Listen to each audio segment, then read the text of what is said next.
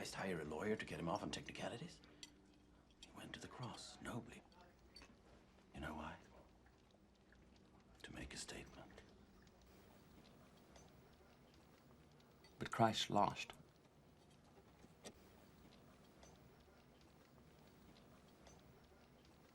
The striking thing about Amistad is its opening, in which we see Spielberg edge closer to the fury he'll unleash in Saving Private Ryan. Amistad is essentially a courtroom drama about the legal ramifications of a slave rebellion aboard the slave vessel La Amistad, and Spielberg begins the film with the rebellion itself. The violence is gruesome and nasty, but the remarkable thing is the sense that Spielberg finds it completely justified. We're rooting for Jaimon Hansu as he commits this violence, which I find daring and intriguing. The crucial line in support of this comes in the verdict of the Supreme Court at the end. We are then left with the alternative, that they are not slaves, but are rather free individuals with certain legal and moral rights, including the right to engage in insurrection against those who would deny them their freedom.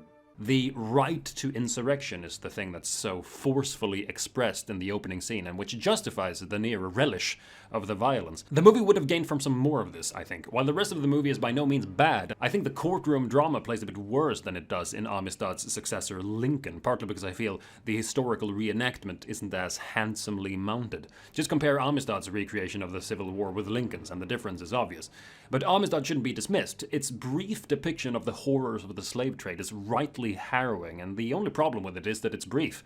Spielberg demonstrates that we could have gotten a Schindler's List of the slave trade, and it's kind of a shame we didn't. It might be one of the best renditions of slavery on film. And speaking of best depictions on film, has anyone really even come close to equaling Saving Private Ryan in the depiction of warfare?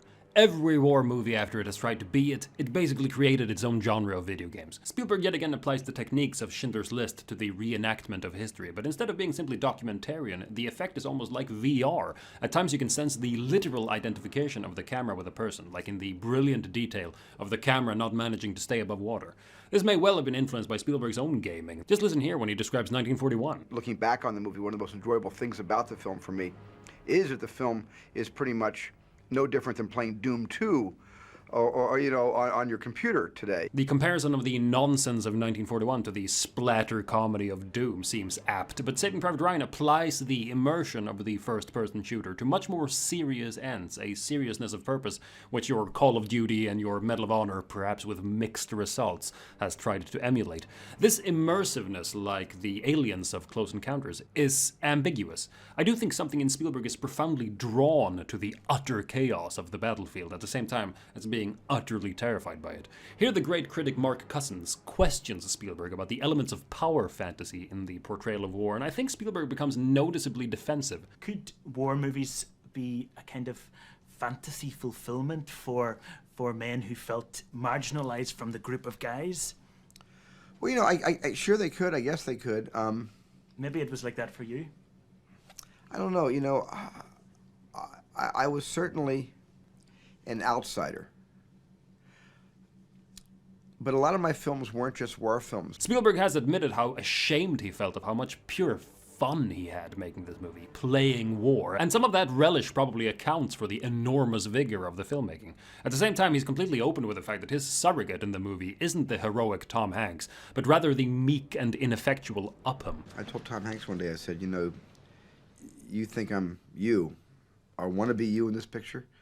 I would like to be you, or I'd like to be Sarge, but I think I'm more like Upham. So to what extent is the combat in Saving Private Ryan a power fantasy? To some extent, clearly, just like real war to some extent is a power fantasy for many who partake in it. It's important to note that just because something is a power fantasy doesn't necessarily mean that it's less truthful to historical fact. The historical fact itself may be deeply distasteful to us, and we may reasonably question the motives for portraying it, but its truthfulness may still be entirely intact. However, I don't think the core interest of Saving Private Ryan is power, any more than its fantasy. What I so profoundly appreciate about the movie's depiction of warfare, and that I don't really see anywhere else, is the sense of utter futility of it. No other movie captures so well that it's basically impossible to survive, and if you do, you had nothing to do with it. Giovanni Ribisi expresses this very forcefully. Just give us a fucking chance, you son of a bitch! Wait, son of a... Come on! Come on! That's exactly the point. A chance is what none of these people will ever get, and what Spielberg denies both himself and the audience. That's why it strikes so many as the finest representation of war on film. It's worth noting, however, that a lot of the techniques Spielberg uses to impress this don't substantially differ from his entertainment films. Take the ruthless scene of the stabbing, for instance, when they roll over the bleeding guy back and forth. That kind of detail could easily have been a joke in an Indiana Jones movie, while here it instead comes across as the cruelty of war itself. One might consider it disrespectful to treat historical reality with the same kind of flippancy one brings to adventure fiction, just like one might find the documentary style of Schindler's List disrespectful in its presupposition that there can be such a thing as a realistic depiction of the Holocaust. I rather think that it's a kind of a weird miracle that Spielberg realized that his great proficiency with rip-roaring adventure could be subverted into capturing something of the real-life terror of historical events. Spielberg describes the cinematographic techniques that make the film, as he beautifully puts it, nervous to look at. Desaturate the color. The film is in color, but the film is very faded, so the film looks authentically period. I shot with an open shot with a 45 and 90 degree shutter, camera shutter. What that does is it deglamorizes sequences by getting rid of all out of focus blurring. That coupled with my vibrating camera, I had a vibrating lens called a shaker lens on top of our other lenses, and I could press a button electrically and create a shake in the lens and take my finger off the button, the shaking would stop. All those things made the film nervous to look at. Like I said, one might, if one is so inclined, think of these as gimmicks, cheap tricks to make something seem realistic, while it's actually just a more luxurious version of a typical Hollywood thrill ride.